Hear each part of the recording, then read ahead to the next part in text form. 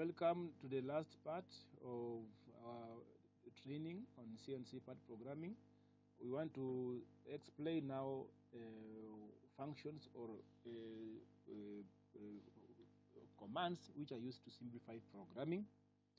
Basically, it may differ a little bit across different controllers, but these are what called cane cycle.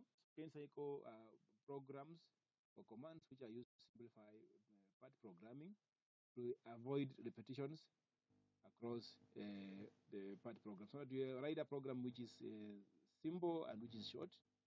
So in our cane cycle, we want to describe one by one just what they are used or the meaning of these codes, so that in case you find them in your program, you're able to understand what these codes mean. The first one is what you call G80. G80 is a cane cycle. As I said, a cane cycle is a command which is used to avoid repetition, simplify programming, and make it simpler for the program to remember each time when it's cutting something. So the first one is what called G80. G80 is either it is a code which is a straight cutting cycle, which is used to normally denote either diameter or internal diameter or outside diameter cutting cycle. Let's say diameter cutting, outer diameter cutting cycle.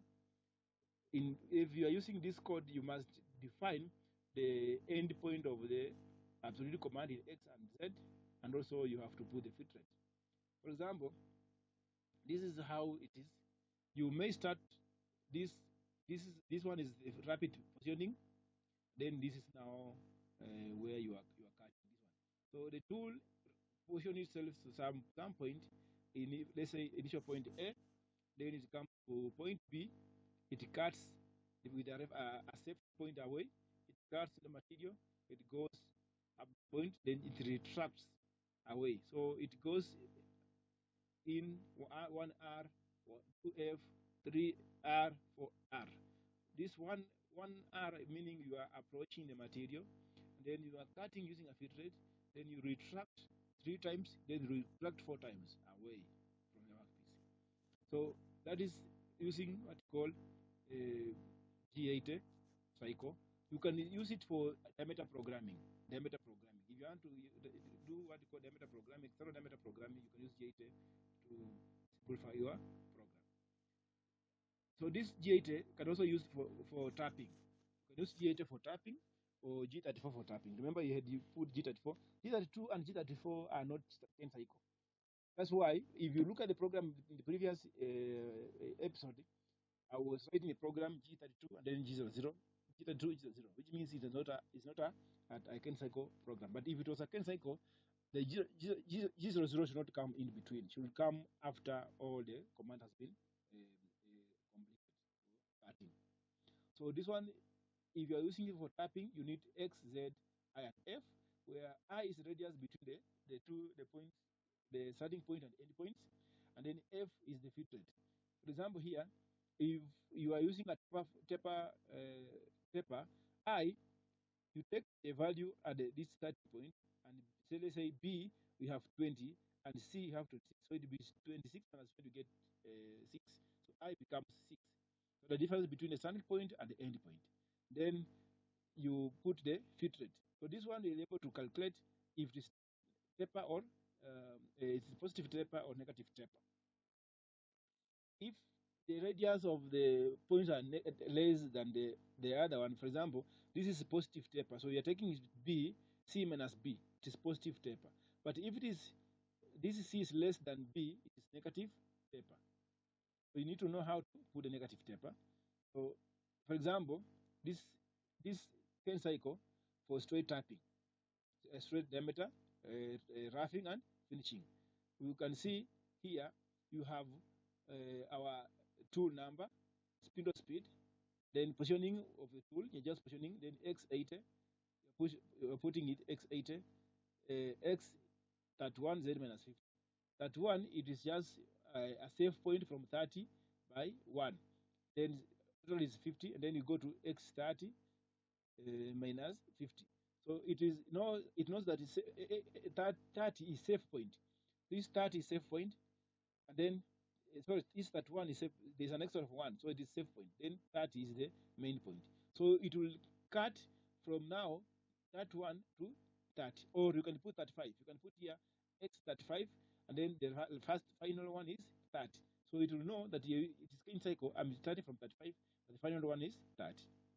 That is why for diameter programming using Kane cycle G8. You can also still use G8 for taper turning. So here is 30, here is 26. So it's 30 minus 26, you get what? 4. You get 4. So you will get, you have to calculate the value using Sokatoa. Are you, are you able to calculate the value using Sokatoa? Let me see. So here, let's assume it's a straight line here. Yes. And then we have this, then we have this. So this value here is given as 50. If we take this as straight line, this becomes 90 degree. And here, this, you're able to find the value here is given as what? 26. Here is given as 30. 30, 26. So what's the difference here? So this 30 minus 26. So if it is 30, 26, 30 minus 26 get 4. So here is 2. So if it is 2, you're able to calculate even the angle, is it? Using what you call Sokatoa. You can use Sokatoa to calculate the angle. Maybe, for example, I can say this, the angle here is theta. But remember, this is already I. This is the I. Yes? This is the I. So we're able to calculate this one. Maybe for the purpose, you can be able to calculate this one to find this I. That's why the I here, they are putting 2.2. You see, they're putting 2.2. Why? If you put the axis here, like this is X, this is Z. When you go towards X, it's normally I. Towards Z, it's normally K. So it is past the line. If the origin is here, it's past the line. That's why they're putting negative. So here it becomes negative of this I.